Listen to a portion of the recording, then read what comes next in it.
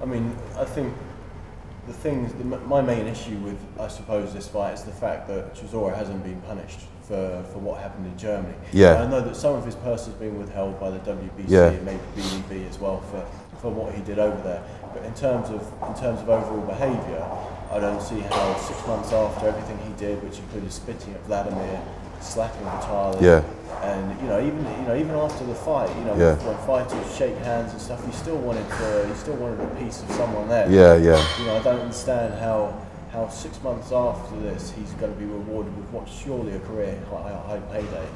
And I think that's my biggest issue is, where he's been suspended before for biting Paul Butlin.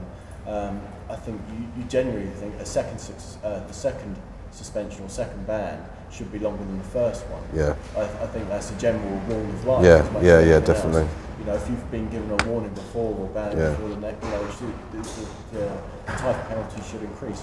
I think the big issue here is I think the board have left a gaping loophole, and by withdrawing his license or telling him to go and get licensed elsewhere, they shot themselves in the foot. But then I don't think they possibly envisaged this. I do think, I'm not sure that if he was banned or if Chisora had been suspended, I'm not sure that Frank Warren or Box Nation or anyone would be looking for the kind of loopholes that were left open.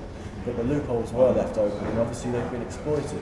And I think the thing is, from the board's perspective, and I can't speak on their behalf, what I think about the situations, they might have left that loophole because, speaking to an industry insider yesterday, there's a school of thought that the board left the loophole because they didn't have I wouldn't say the bottle, but they didn't have the conviction to ban him. They didn't want to go in too heavy. But I think by withdrawing the license, I think they left such a grey area that's just allowed people to come in and do what they have. And I think the big concern for this fight now moving forwards, if this fight is a standalone fight, then fine, we can hopefully all learn from our mistakes and move on. If it is the ongoing problem could be if Luxembourg is here and here to stay, if people are going to be promoting shows on Luxembourg license and so forth in this country, are we going to have like Luxembourg British titles, Luxembourg Masters? That's the fear, isn't it? That really is the fear that we really are, and I think that is the case. I think it's going to open the floodgates. I think the board have made their stance quite clear, and if Luxembourg does stay, and it will go on, I think we can have a division. Have a division between. We don't need that. We've had that in world. I know it's not the same in terms of all the governing bodies in the world, but it still creates confusion, and that's what you don't want in the sport. I think the problem for people picking up the sport now, even some of my friends who enjoy watching sport, they'll struggle to follow it because of all the governing bodies. And I think if we got that situation in this country as well, then that just makes a problem. It makes a problem close to home, and it's not what we want. No. I think as well. The thing is with this fight, with the David Haye Chisora fight, Chisora, take his out of the ring actions away for the time being. He's done himself the world, even though he's lost those fights against Klitschko and Helenius, he's proved himself to be a world-class boxer. David Haye, say what you like about his performance against Klitschko, but arguably he performed better against Vladimir than anybody has in the last few years. It would have been a really, really good advertisement for British heavyweight boxing. As it stands, it's farcical, and that's the shame for me. Yeah, okay, I have to agree. And while we're discussing this, now's a good time to plug our new app, which is available at www.boxingnewsonline.net/apps, and you can see everything that we've written about the Haye and Chisora fight, the spectacle, whatever the show, whatever you want to call it, on July 14th, by downloading back copies of our previous issues. Looking ahead now to this weekend, if you could be anywhere, where would you be and what fight would you be at? There's three particularly tasty fights, two on the same show. There's one in Texas, Andy Lee against Julio Cesar Chavez Jr. And in Manchester we've got Scott Quigg against Rendell Monroe, a real test for Scott Quigg.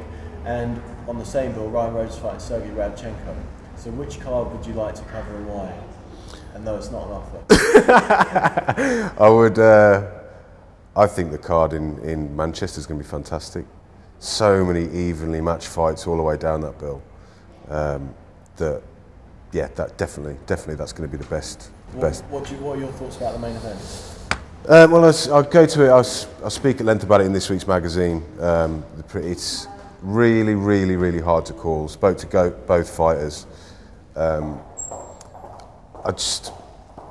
not sure which way it's going to. I've got a feeling Monroe will have just too much for Quigg at this stage of his career. Quigg is something special, but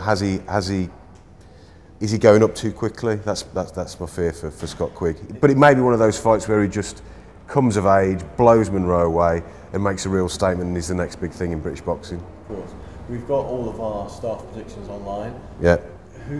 How many people have gone for Quigg? Do you know? Out of I think 4 have gone for Quigg, 3 Monroe. I think. I'm not sure.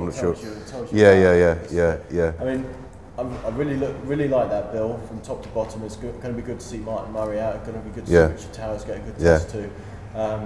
I am really looking forward to the Texas show though. I think the fight, I mean, it's really dressed up as the main event really. There's not much on the undercard. But Andy Lee's chance at Chavez is a really good fight for both. Yeah. If Lee's ever going to become a world champion, this is his time. Yeah. Although he's against a really improving fighter in Chavez, who I think people are so keen to see him bumped off and defeated because he came up a relatively easy way. Yeah. That he's actually throughout that time he's actually developed into a really good fighter. Yeah. And I think this could be a real opportunity for him to prove how much he's come on. You know, when he's had rematches, he's tended to look better in the second fight. Although this is obviously a rematch, it just shows the development that he's put in. And obviously, he didn't have much of an amateur career either. So you know, he has been learning on the job, and you've got to cut him some slack for that. I think this is something like his 40th, 45th fight, something like that. And he's still only young, so he's been learning as he goes along. It's a fascinating match in the corner, by the way, because you've got a man with Stewart in one corner and Fred in the other, which you two Hall of Fame trainers going against each other. But I think it's